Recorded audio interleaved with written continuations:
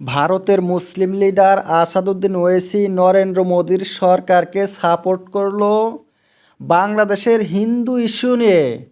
হিন্দুদেরকে আক্রমণ করা হচ্ছে, গ্রেপ্তার করা হচ্ছে, হত্যা করা হচ্ছে, সাংবাদিকের উপরেও আক্রমণ, পূজা করাতে বাধা, ইসকনকে ধরে ধরে জবাই করো, এমন বাংলাদেশে অবস্থা। সেই সময় নরেন্দ্র মোদীর সরকার বলছে এটা খুবই খারাপ, আর বাংলাদেশ সরকারকে রিকোয়েস্টও করেছে তারা যেন এই অবস্থার পরিবর্তন করে দেয়। আসাদুদ্দিন ওয়েসি সাধারণত মুসলমানদের পক্ষে কথা বলে আর নরেন্দ্র মোদীর বিরোধিতা করে থাকে, কিন্তু হিন্দু ইস্যু নিয়ে ঠিক উল্টাটা করলো। শেখ হাসিনাকে নিয়েও মোদির বিরোধিতা করছিল, বলছিল যে শেখ হাসিনাকে যে ভারতে রেখেছে নরেন্দ্র মোদী এটা ঠিক করে নাই, এক ব্যক্তির কথা বাদ দিয়ে এক দেশের কথা চিন্তা করা উচিত, বাংলাদেশের সাথ দেওয়া উচিত। সেই আসাদুদ্দিন ওয়েসি এখন হিন্দু পরিস্থিতি নিয়ে মোদির সাথে মত মিলাইল। বাংলাদেশ থেকে তো বলে আসছে যে না, হিন্দুরা শান্তিতে আছে, কোনো অসুবিধা নাই। মোহাম্মদ ইউনূস বারবার বলছে, এক এক বক্তা এক একবার এই ধরনের কথাই বলছে, কিন্তু দেখেন ভারতের একজন মুসলিম লিডারও বলছে বাংলাদেশের হিন্দুরা শান্তিতে নাই, তাদের ওপর যথেষ্ট নির্যাতন করা হচ্ছে। চিন্ময় কৃষ্ণ দাসকে অ্যারেস্ট করার পরে ভারত আরও বেশি সিরিয়াস হয়ে গেছে বাংলাদেশের বিরুদ্ধে।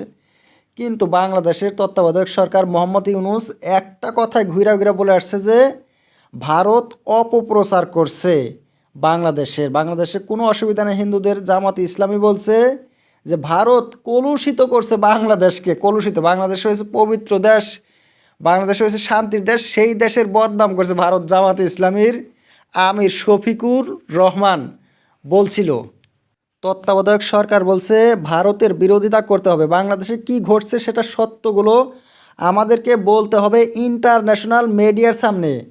সেই মোতাবেক কিছু কিছু মিডিয়া হিন্দুদেরকে জিজ্ঞাসা করছে আপনাদের কি কোনো অসুবিধা হচ্ছে, কিন্তু হিন্দুরা তো ভয়ে বলছে যে না, আমাদের কোনো অসুবিধাই হয় নাই।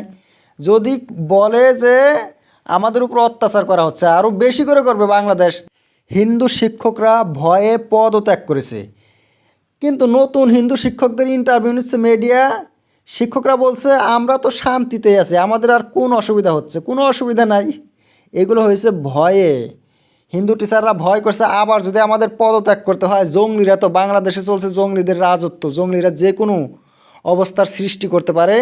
কাজে মিডিয়ার সামনে যে কথা বলছে টিচাররা, ওদের মুখের যেটা চেহারা দেখা যাচ্ছে তা দেখে বোঝা যাচ্ছে ওনারা কিন্তু ভিতরে কথাগুলো বলছে না, ভয়ই রয়েছে হিন্দুরা আসলে অত্যাচার হচ্ছে, এমন অবস্থা বাংলাদেশে।